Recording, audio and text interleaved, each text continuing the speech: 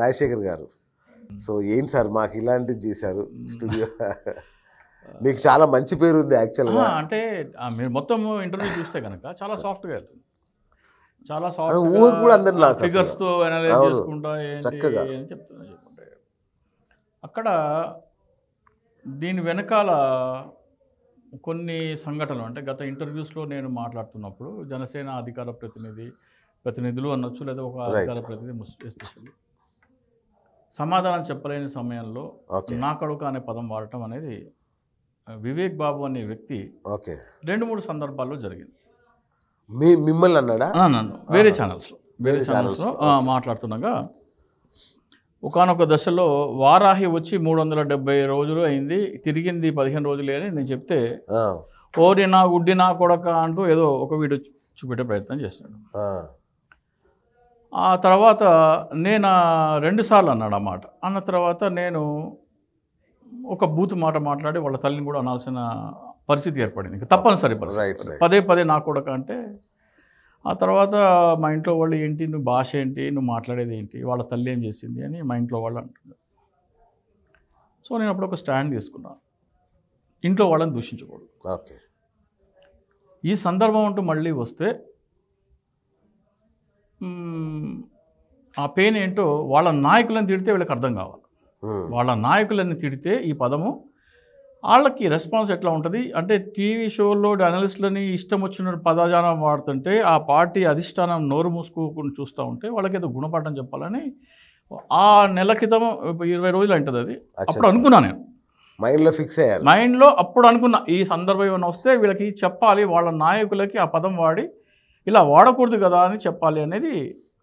So నిన్న interview మొత్తం ఫ్లోలో జరుగుతుండగా అనుకోకుండా రాపాక వరప్రసాద్ గారి టాపిక్ వచ్చింది. అంటే జనసేన పార్టీలో నాయకులు, అంటే పార్టీని బలహీనంగా ఉంచేందుకే నాయకులని 1 by 1 బయటికి పంపించారనేది నా వాదన. అందులో ఒక ఎగ్జాంపుల్ ఏంటంటే, రాపాక వరప్రసాద్ గారు ఒక గెలిచిన ఎమ్మెల్యే, ఒక దళిత ఎమ్మెల్యే, గెలిచిన ఏకైక ఎమ్మెల్యే. అతని నియోజకవర్గంలో ఒక కార్యక్రమం జరుగుతుంటే వేదిక మీద అతనికి కుర్చీ లేదు. వేదిక మీద అతనికి కుర్చీ లేదు, అతని స్థానంలో నేనుంటే ఏం చేసేవాడినో అని చెప్తున్నప్పుడు నాకు అది స్ట్రైక్ అయింది. స్ట్రైక్ అయ్యి ఆ పదజాలం వాడి నేనేమనుకున్నానంటే, విష్ణు నాగిరెడ్డి ఆ పదం వాడకూడదు కదా అని అంటాడు అనుకున్నాను నేను. ఆ పదం వాడకూడదంటే, ఇదిగో బాబు మీ అధికార ప్రతినిధి ఈ పదం వాడుతున్నారు, ఇదిగో బాబు మీ పవన్ కళ్యాణ్ ముఖ్యమంత్రి గారికి ఈ పదం వాడుతున్నారు అని చెప్పాలనుకునే ఉద్దేశంతోనే ఆ పదం రిపీటెడ్గా 2 సార్లు చెప్పింది. అది చెప్పి ఇదిగో ఈ కారణం చేత చెబుదాము అనుకుంటున్న టైంలో ఈయన మా తల్లిని దూషించాడు. నా ఉద్దేశం ఏంటి, జనసేన పార్టీ తరఫు నుంచి ఎవరైనా సరే అధికార ప్రతినిధి మాట్లాడితే ఈ పరుష పదజాలం మానుకోండి. మీకు మాట్లాడితే ఎంత నొప్పేస్తుందో, మీ నాయకుడు అంటే మీకు ఎంత కోపం వస్తుందో మాకు అంతే కోపం వస్తుంది కదా, మరి మీ నాయకులు అలాంటి వాళ్ళని స్టూడియోలకు ఎందుకు పంపిస్తున్నారు అని చెప్పదలసిన నా ఉద్దేశం. ఈ లోపల ఈయన ఈ పదం వాడడం జరిగింది. ఫస్ట్ టైం అంటే నేను ఊరుకున్నా, ఆయన ఫస్ట్ టైం అనగానే నేను లేచి నిలబడ్డా. ఎవరైనా సరే భారతదేశంలో తల్లిని దూషిస్తే చేతులు కట్టుకునేంత ఇదైతే ఉండదు.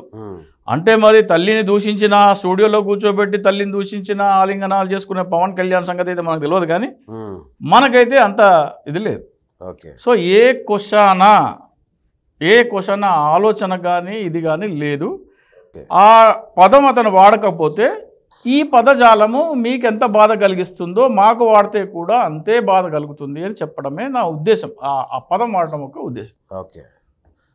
ఈ లోపల నేను ఎక్స్ప్లెనేషన్ ఇచ్చే లోపల ఈయన లేచి మా మదర్ని 2 సార్లు తిట్టడము.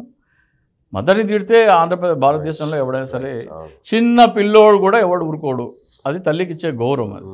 సో అలాంటి అంటే ఆఫ్కోర్స్ కొంతమంది రాజకీయ దీనికోసము తల్లిని తిట్టినా వాళ్ళతో ఆలింగనం చేసుకుంటారు, వాళ్ళతో టాక్ షోలు చేస్తారు, అది మనకు చేత కాదు. సో అది ఆవేశపూరితంగా అనుకోకుండా అసలు అన్ఎక్స్పెక్టెడ్ అది. ఎవరైనా సరే కానీ కొట్టడం తప్పు కదండి, అంటే మాటలతో చేస్తే బాగుంది. మాటలు అంటే తొందరపడ్డారేమో అనేది నా నిశ్చిత. డెఫినెట్గా బాధ అయితే నాకుంది, కానీ తల్లిని దూషిస్తే చేతులు అవుతారు, ఎవరు ఊరుకోరు. తల్లిని దూషిస్తే 1-2 సార్లు తల్లిని దూషిస్తే డెఫినెట్గా ఆయన పైన చేసుకోవటం అనేది తప్పు. కానీ ఆ తప్పుకి ప్రేరేపించింది ఆయన మా తల్లిని దూషించడం. అది లేకపోతే అసలు మనకు ఆ సమస్య లేదు. ఇక్కడ నేను ఈ సంఘటన జరిగిపోయిన తర్వాత గత 3 రోజులుగా చాలామంది ఫోన్లు చేసి పచ్చిబూతులు తిడుతున్నారు. అసలు టాక్ షోలో జరిగింది నాకు ఆయనకి మధ్య, జనసైనికులకు ఎందుకు? నేను అమరావతిలో అవినీతి జరిగింది, దాని మీద పవన్ కళ్యాణ్ మౌనంగా ఎందుకున్నారని సరే విశ్లేషణ చేస్తే నాకు ఫోన్లు చేసి బూతులు తిడతారు. పవన్ కళ్యాణ్ ఇన్సూరెన్స్ కంపెనీలో జనసైనికుల చేత ఇన్సూరెన్స్ చేయించి దాంట్లో 30 కోట్ల దాకా అవినీతి చేశాడని చెప్తే నాకు ఫోన్ చేసి బూతులు తిడతారు. ఇది గత 3-4 సంవత్సరాలుగా ఏదైనా సరే ఘాట్ అయినది పవన్ కళ్యాణ్కి వ్యతిరేకంగా ఇంటర్వ్యూ చేయగానే నాకు ఫోన్లు వస్తాయి. వీటన్నిటికీ చెక్ చెప్పాలి అని నిన్న సంఘటన జరిగిన తర్వాత నేను ఒక నిర్ణయం తీసుకున్నాను. అంటే గతంలో కత్తి మహేష్ గారు కూడా ఈ సమస్య ఫేస్ చేశారు. ఇటీవల పోసాని కృష్ణమురళి గారు, ఆర్జీవి గారు కూడా చేశారు. కత్తి మహేష్ ఏం చేశారంటే ఒక సినిమాకి, పవన్ కళ్యాణ్ సినిమాకి రివ్యూ ఇచ్చారు, అది బాగాలేదని. ఆయన రివ్యూ ఇస్తే ఆయన మీద దాడి చేసి తర్వాత ఆయన పంతం కొద్ది స్టూడియోలోకి వెళ్ళి కూర్చోవడం ఇవంతా జరిగింది. కత్తి మహేష్ ఏం చేశారంటే పవన్ కళ్యాణ్కి ఒక రిక్వెస్ట్ చేశాడు, మీరు ఒక లెటర్ ఇవ్వండి, మీ కార్యకర్తల్ని అదుపులో ఉండమని లెటర్ ఇవ్వండి అని.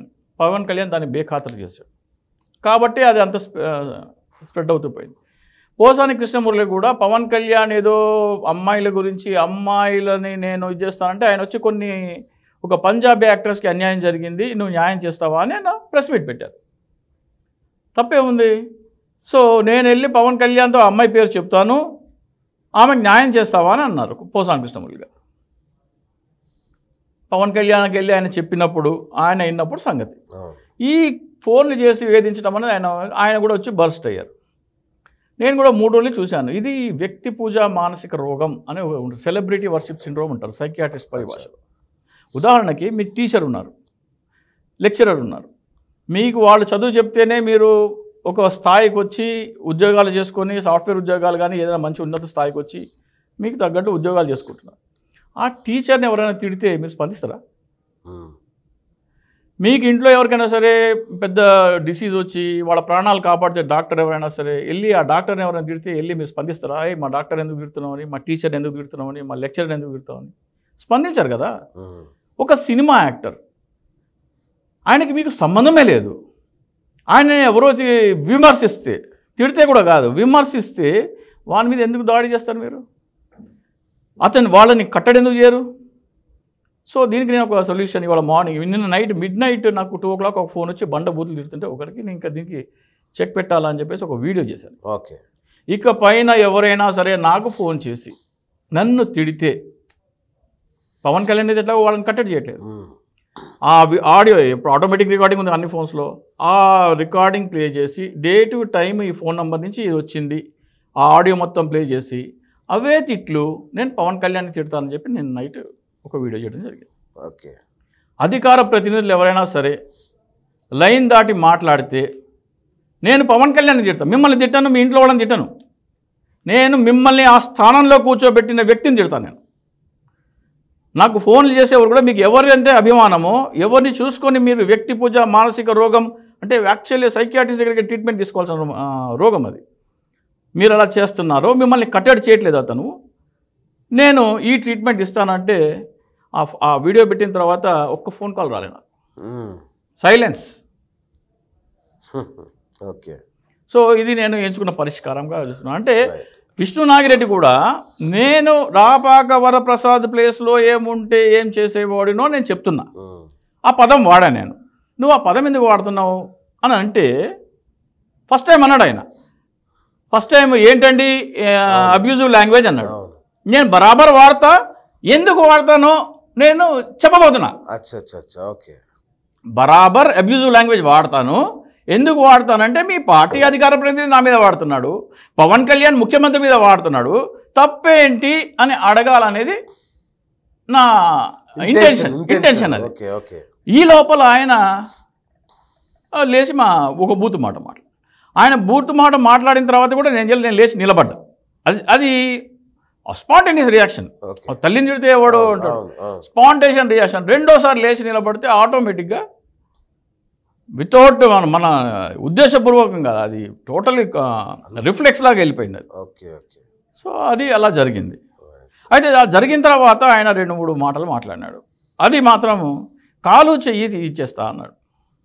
కాలు చెయ్యి తీయించేస్తా అంటే సరే మరి ఆ వీడియోలో ఉన్నది మొత్తం రికార్డ్ అయింది, మొత్తం తీసుకొని అది పెన్ డ్రైవ్లో పెట్టి ఆయన ఈ హెచ్చరిక చేశారని చెప్పేసి 2 రాష్ట్రాల డీజీపీలకి పంపించడం జరిగింది. పంపించారా? పంపించారు. అయ్యో, చెప్పాలి కదా, సమాచారం కంప్లైంట్ కాదు, ఇలా జరిగింది, ఈ మాటలు అన్నారు, మీ దృష్టికి తీసుకొస్తున్నాం.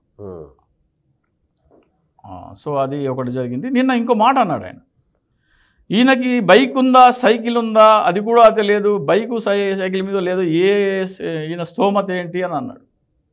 అంటే జనసేన పార్టీకి బైకుల మీద సైకిల్ మీద ఉండేవాళ్ళు ప్రజల్లాగా కనబడట్లేదా? వాళ్ళు ప్రజలు కాదా? నేను ఎట్లా వచ్చినానో అది పక్కన పెట్టేయండి, నేను బైక్ మీద వచ్చినా, కార్లో వచ్చినా, సైకిల్ వచ్చినా, అది పక్కన పెట్టేసి. అంటే బైకుల మీద తిరిగేవాళ్ళు, సైకిల్ మీద తిరిగేవాళ్ళు, పవన్ కళ్యాణ్ ర్యాలీలో బైకులు వేసుకొని మీకోసం వచ్చేవాళ్ళు అంటే మీకు అంత చులకన భావం ఉందా? చెప్పండి. మీ పవన్ కళ్యాణ్ ర్యాలీకి వస్తుంటారు కదా, బైకుల మీద వచ్చే వాళ్ళకి జనసేన పార్టీ అధికార ప్రతినిధి లేదా జనసేన ప్రతినిధి విష్ణు నాగిరెడ్డి మనోభావం ఏంటో ఒకసారి ప్రజలకు తెలియాలా? వాళ్ళు మనుషులు కదా, పేదోళ్ళు అంటే అంత ఇదా?